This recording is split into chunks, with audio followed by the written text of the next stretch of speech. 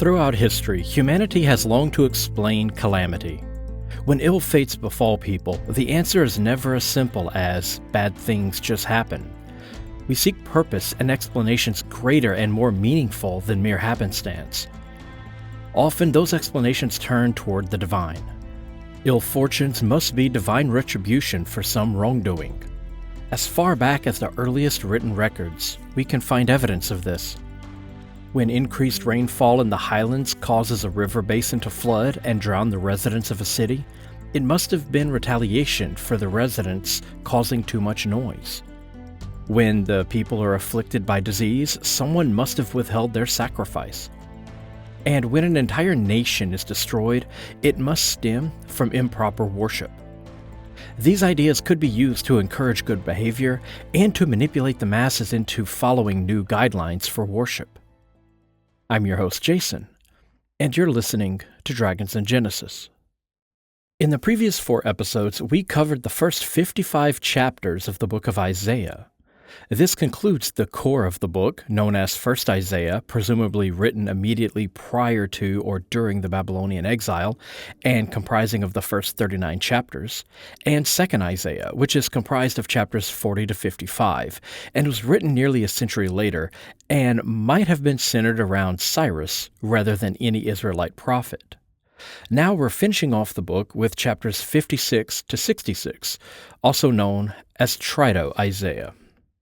Trito Isaiah, or 3rd Isaiah, is a collection of oracles written by an unknown author or authors, probably several, that was gathered and appended to the end of the first 2 works. As with 2nd Isaiah, there is nothing to connect these chapters with the prophet Isaiah, as here too there is simply no mention of the man. The time period and writing style are also both different from the 1st and 2nd section of the book. Written between 520 and 400 BCE, the concern is with the return and restoration of Judah during the Persian period. The themes expressed in Trito Isaiah, especially those dealing with temple restoration, will become crucial in the later development of Christianity. The book brings us the concept of divine intervention and promise of a future restoration in which all wrongs will be set right. A grand apocalyptic vision of renewal to undo the wickedness that was created by unjust and sinful people. It culminates with the creation of a new heaven and a new earth for those who follow the proper teachings of the prophets and stick to God's ordained path. While the previous portions of Isaiah were concerned with the Assyrians and Babylonians destroying cities in Judah, here the focus is on the rebuilding of said cities. This reversal of fates, undoing in these chapters what was done in Isaiah and Deutero-Isaiah, suggests that this is the reason the collection of oracles was added to the Isaiah corpus. Together with the first 2 sections, it tells a sweeping story of a nation that turned away from their divine protector in favor of foreign gods and suffered punitive measures for their actions. Once a generation passed, their descendants, who had put their faith in Yahweh, were shown mercy and sent forth from captivity to possess the land from the evildoers who remained, and are now promised a bright and prosperous future in which they will never again suffer such humiliating defeat.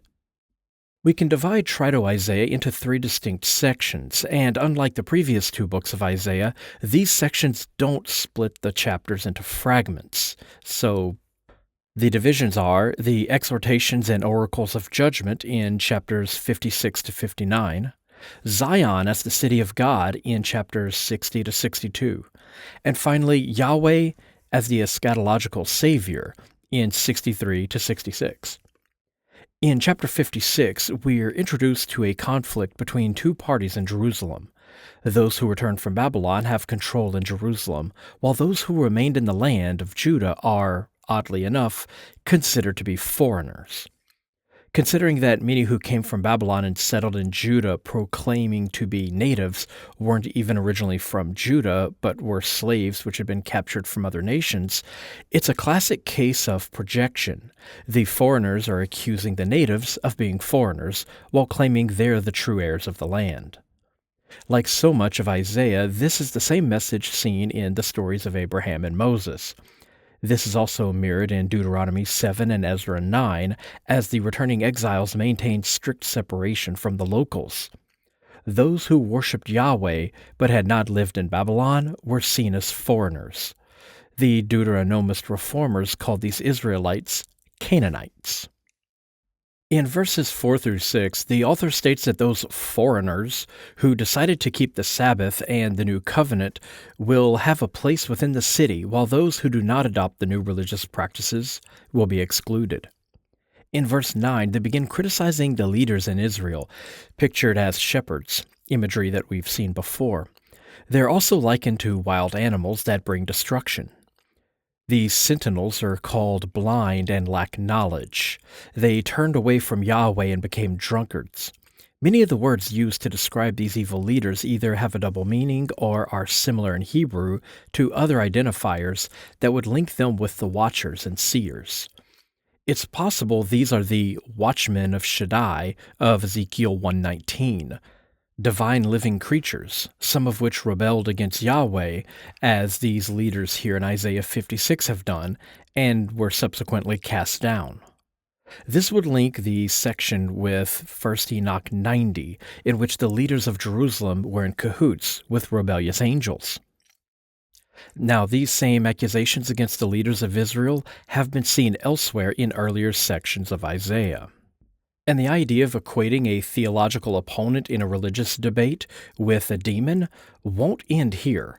It'll be picked up again by Paul in the first century when he levels the same charge against Peter.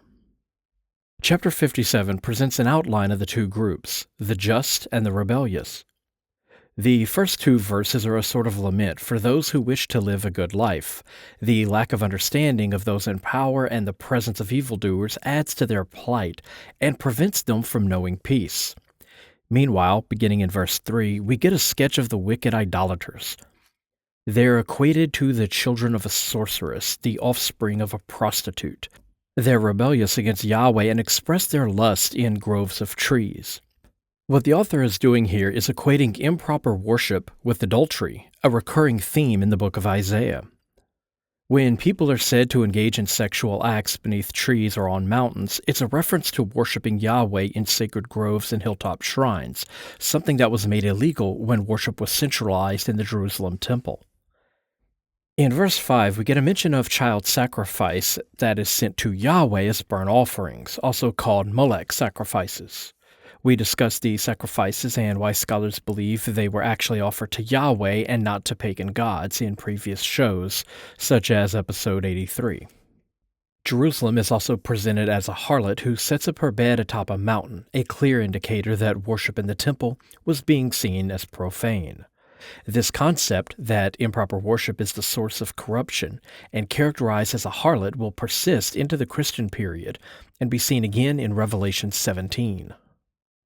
We're told in verse 13 that those who seek refuge in Yahweh will inherit the land, meaning the new occupants are claiming their authority stems from their worship of Yahweh, which doesn't use idols of the god.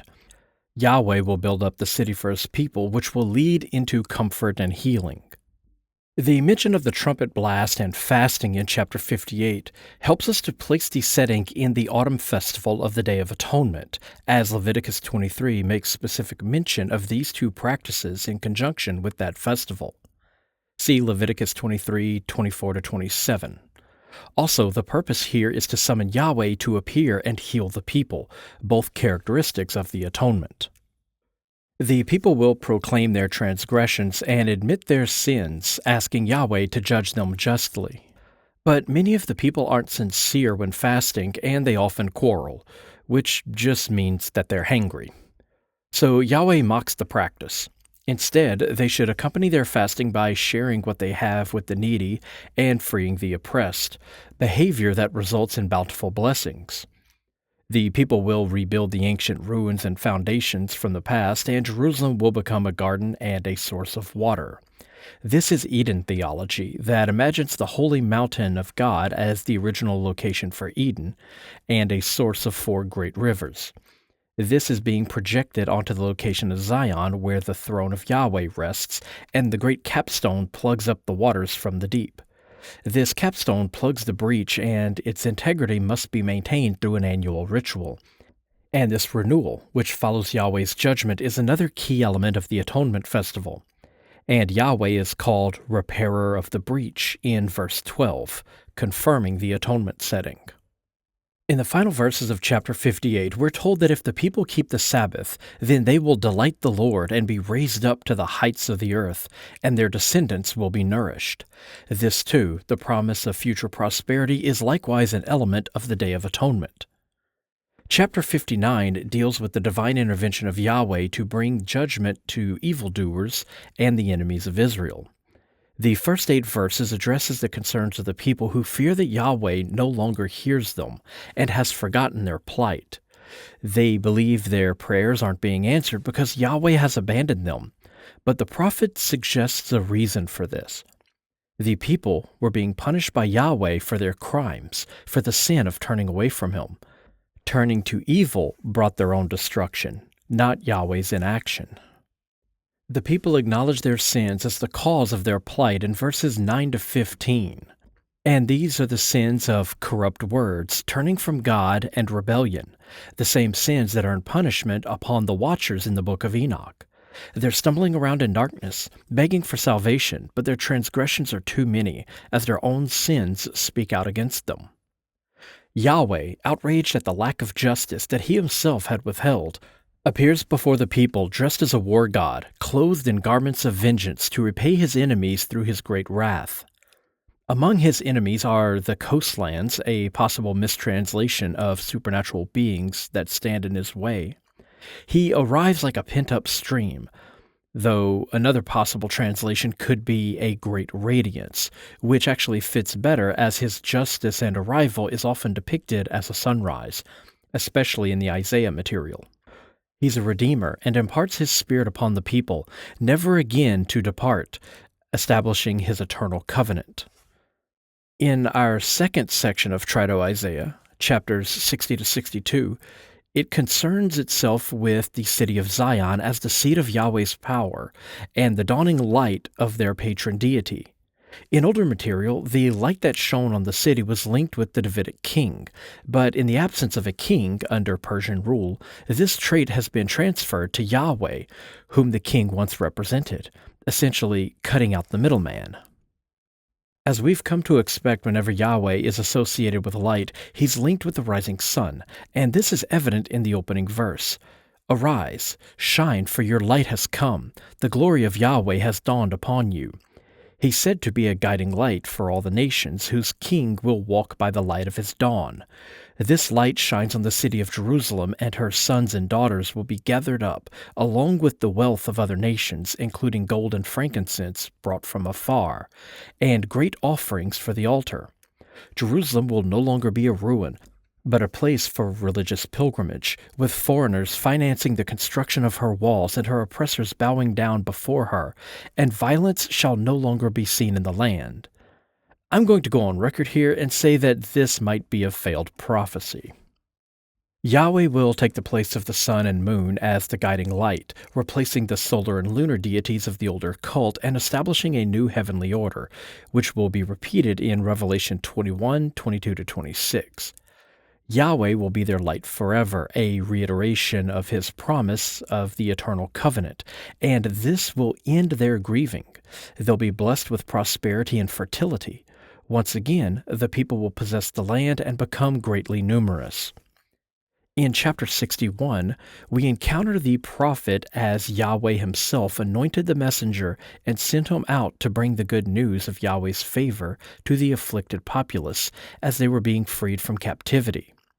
This section will be used by Luke's author for a pronouncement of Jesus in Luke 4:18-19 when He receives the Spirit. This portion of the text almost reads like a calling of the prophet scene, which we saw in the first 2 sections of Isaiah.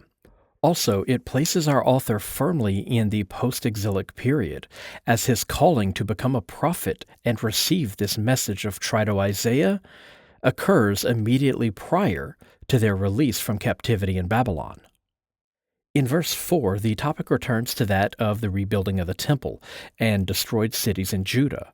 However, the community is divided, as we knew it was. Not everyone in Jerusalem was on board with the new theology being introduced by the Jews who had come from Babylon with Persian influence in their scriptures. In verses 5 to 9, the dissenters are called strangers who must serve the returned exiles, working for them as shepherds and farmers, while the exiles are presented as the legitimate priests and ministers of Yahweh who enjoyed the riches of nations, such as the financial backing of the Persians.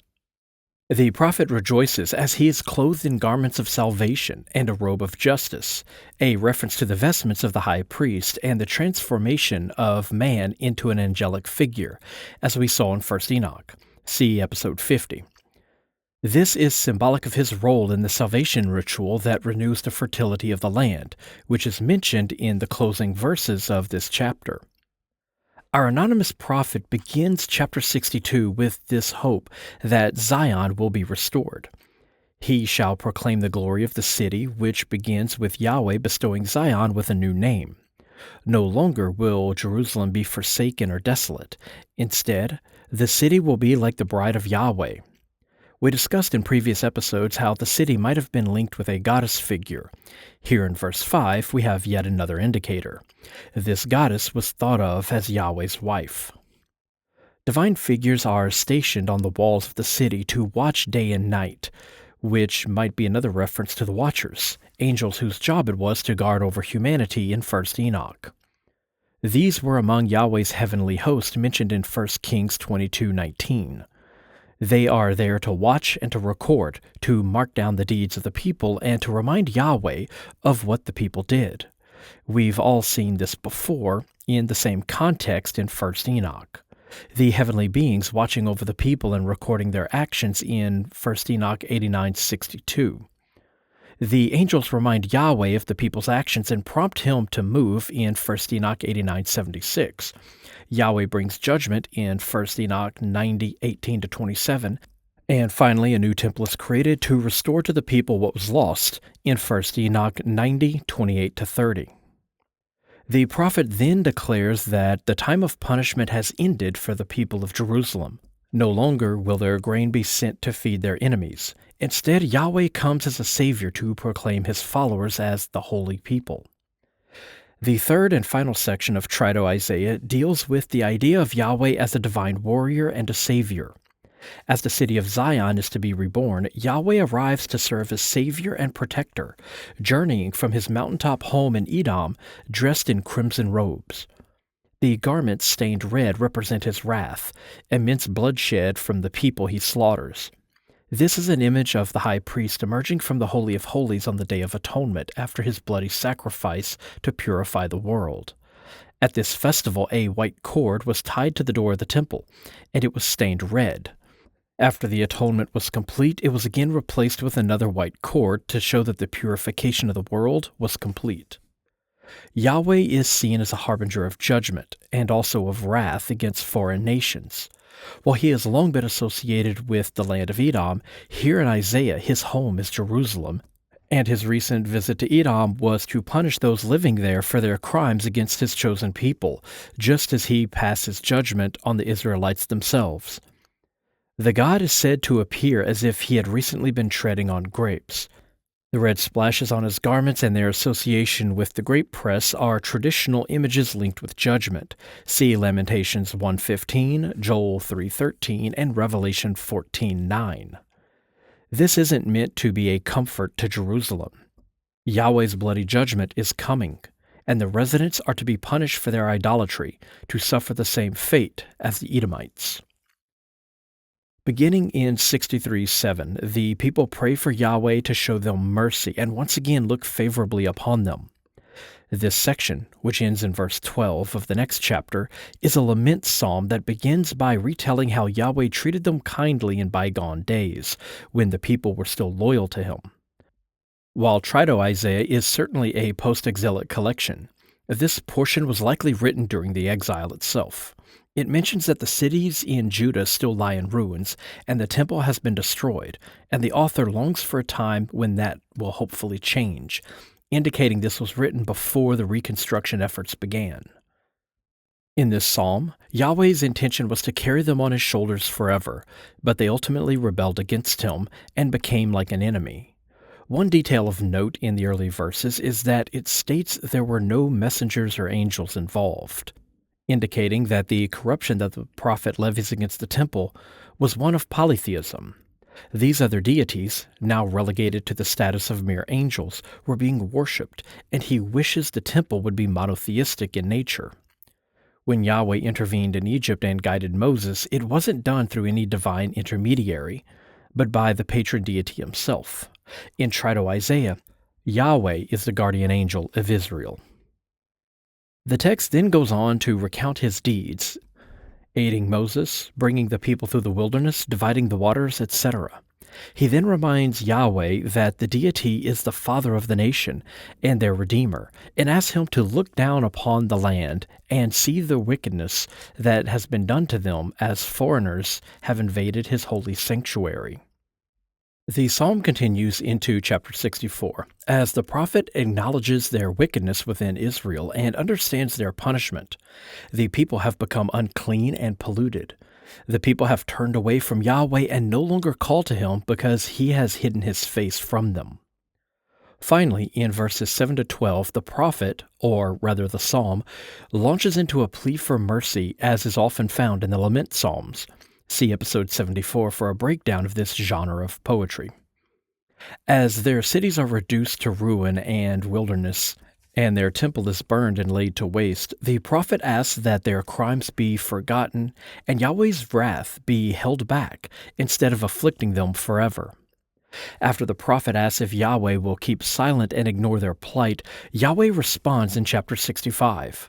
The people didn't want to know Yahweh and participated in Canaanite practices of worship, as mentioned in verse 3 to 4, when they're said to have made sacrifices in gardens and communing with the dead. It's important to keep in mind here that these weren't just Canaanite practices. These styles of worship were once acceptable in Israel, and an intrinsic part of Yahweh worship, as were the hilltop shrines, various forms of divination, and even child sacrifice. As their theology changed, various forms of worship fell out of favor, and when worship was centralized in the Jerusalem temple, outside shrines were closed. A polemic that was invented was to claim that these forms of worship weren't natural to the Israelites, but were instead the alien practice of their idolatrous neighbors. That's why there are numerous references to prominent hero figures engaging in such practices.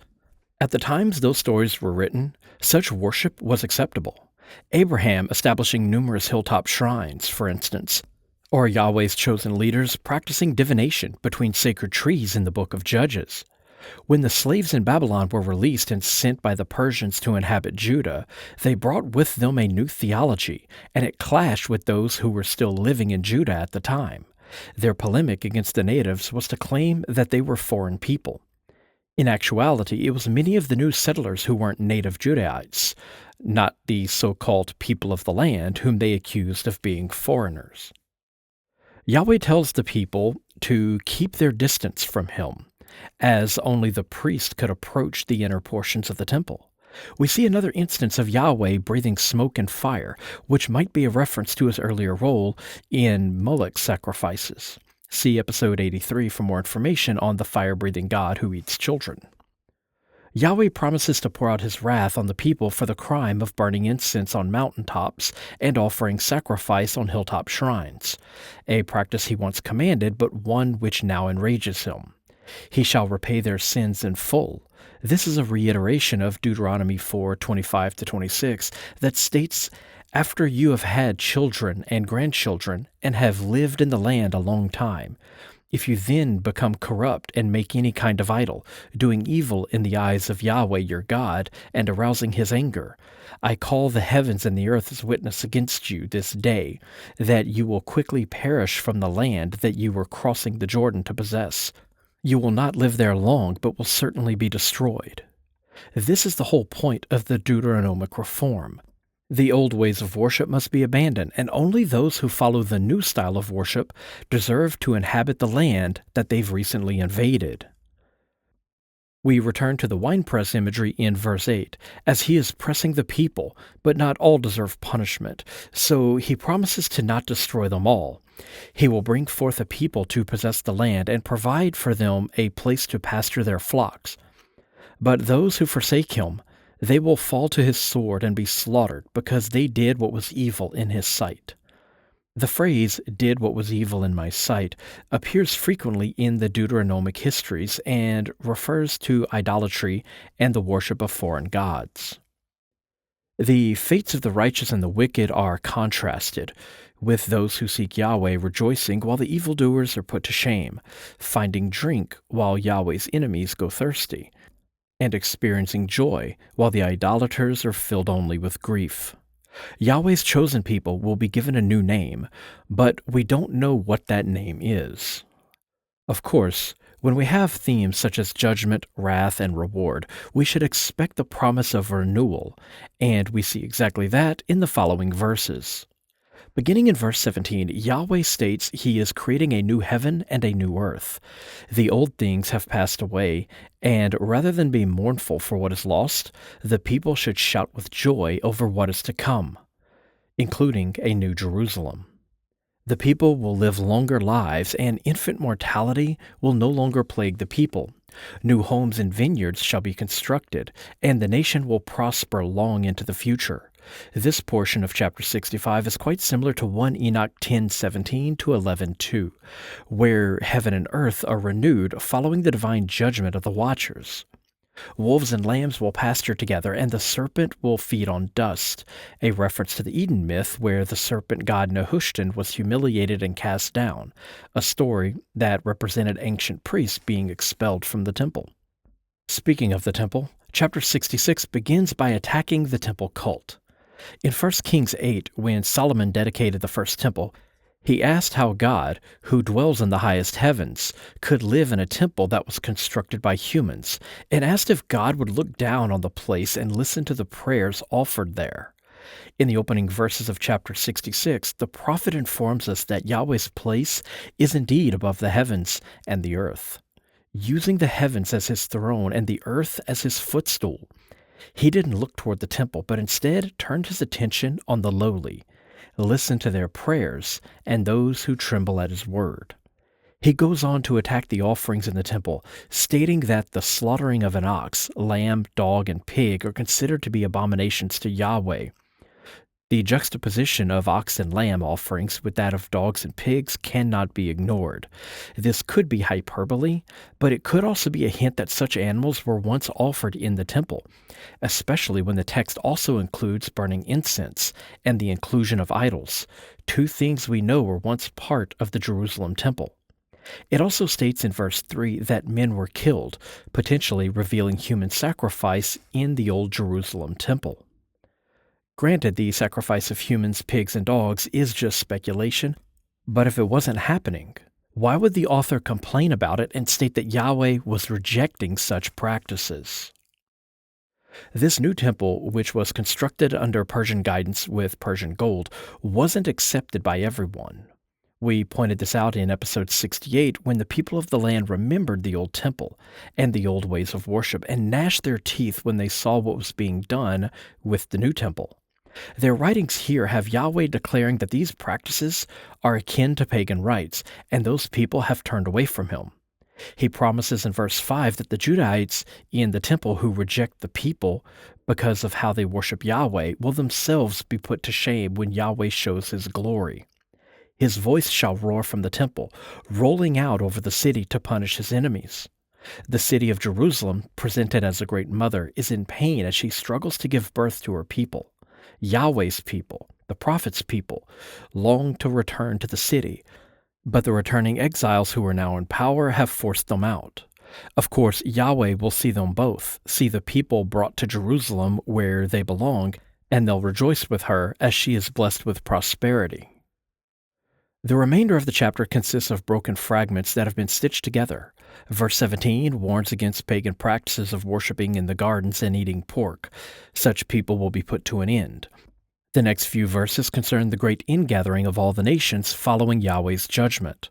All the kindreds scattered across the nations will be brought to Jerusalem, along with the righteous foreigners who worked as temple servants. Finally, in the closing verses of Isaiah, we see the democratization of the covenant made with David. In the absence of a king in Jerusalem, the promise that his dynasty would endure forever is now transferred to the entirety of the people. Just as the newly made heaven and earth shall endure forever, so too shall the descendants of his people, while their enemies are reduced to corpses that are eaten by worms and burned away in the Hinnom Valley. See 1 Enoch 27 and Mark 9:48. This is a promise from Yahweh that, despite the recent tragedies which are presented as curses from their God, such horror shall not be their entire future. Their existence shall not end on a down note, but a new existence begins on a glorious promise. That's going to wrap it up for this episode. You can help the show by giving a review on your favorite podcast app or by heading over to dragonsofgenesis.com, where you can find links to donate, join my Patreon, send books from my wish list, find a list of recommended reading, and get information on the latest episode. And as always, thank you for listening.